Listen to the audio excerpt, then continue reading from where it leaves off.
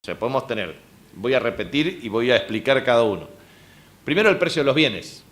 El precio de los bienes, ¿cuáles son los bienes? Bueno, los bienes pueden ser fungibles, no fungibles, etc. Un bien puede ser un bien de consumo, como por ejemplo un bien de consumo inmediato, un bien de consumo durable.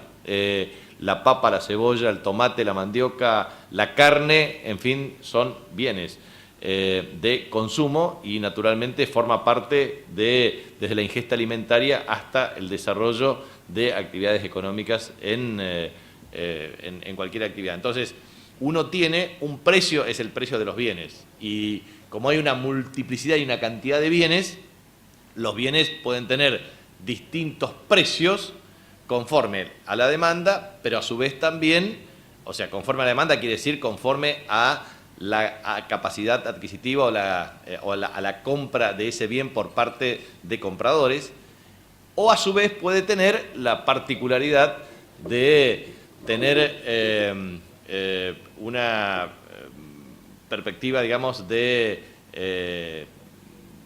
provisión y distribución. Entonces, por un lado, entonces, uno de los precios relativos es el precio de los bienes. Otro precio que la economía, o sea, el precio del bien es un precio, el precio de los servicios es otro precio. ¿Cuáles son los servicios? Energía eléctrica es un servicio, otro servicio es telefonía, otro servicio es servicios de internet, otro servicio es servicios de provisión de agua potable, de cloacas, en fin, esos son servicios. Entonces uno tiene precio de los bienes, precio de los servicios. ¿Qué otros precios más tiene? Precio de la divisa. O sea, el precio del dólar, del euro u otra moneda extranjera es lo que se denomina precio de la divisa. Después tenemos otro precio, que es el precio del dinero. ¿A partir de qué se da el precio del dinero? De la tasa de interés.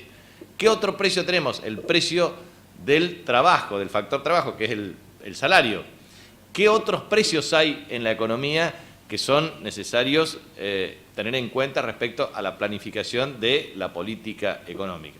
Entonces, cuando uno analiza cada uno de estos precios, tiene que considerar lo siguiente: como un administrador del sistema económico, tenemos siempre dos tendencias, o la escuela liberal o la escuela marxista, por dos extremos, o mecanismos de intermediación de gobiernos de carácter popular o de distinto signo político, en donde ponen más preeminencia o vigencia al Estado que otros. O sea, la tendencia liberal extrema es un reduccionismo intervencionista del Estado, o sea, un Estado que interviene lo menos posible.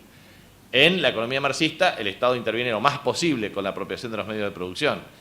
En el caso de economía mixta, hay un mecanismo intermedio en donde el Estado se hace cargo de determinado tipo de actividades y en otras resigna esto para la iniciativa privada. Entonces, es muy interesante observar esta cuestión de distintos precios de referencia y el impacto que eso tiene en las reglas macroeconómicas. Por ejemplo, precio de los bienes. El precio de los bienes, ¿por qué está influido? Bueno, obviamente, una influencia del precio de un bien está vinculado primero a la demanda de ese bien. O sea, si muchos van a adquirir ese bien, obviamente la tendencia es a incrementar el precio de ese bien por parte de quien vende.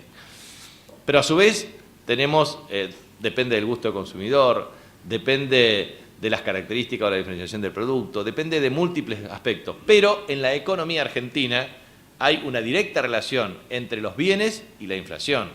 Y la inflación tiene que ver con tres aspectos que son muy importantes. La historia económica argentina demuestra que, efectivamente, nosotros tenemos tres problemas estructurales. El primer problema es que cuando la demanda crece como consecuencia de más empleo, mejores salarios y potenciación del consumo, la oferta se mantiene rígida o crece menos que lo que debería ser el incremento de la demanda. Entonces, cuando la demanda crece y la oferta no crece en el mismo ritmo o proporción, se produce el desequilibrio de precios. ¿Por qué se produce el desequilibrio de precios? Precisamente porque los oferentes, que son los empresarios encargados de producir ese bien, en definitiva, en vez de producir más unidades, lo que hace es aumentar el precio. En consecuencia, aumenta la capacidad de acumulación de excedente. Entonces, principal problema es que la inercia productiva derivada de un shock o estímulo al incremento de la demanda, no está acompañada históricamente en Argentina por un incremento de la oferta para mantener el equilibrio del precio.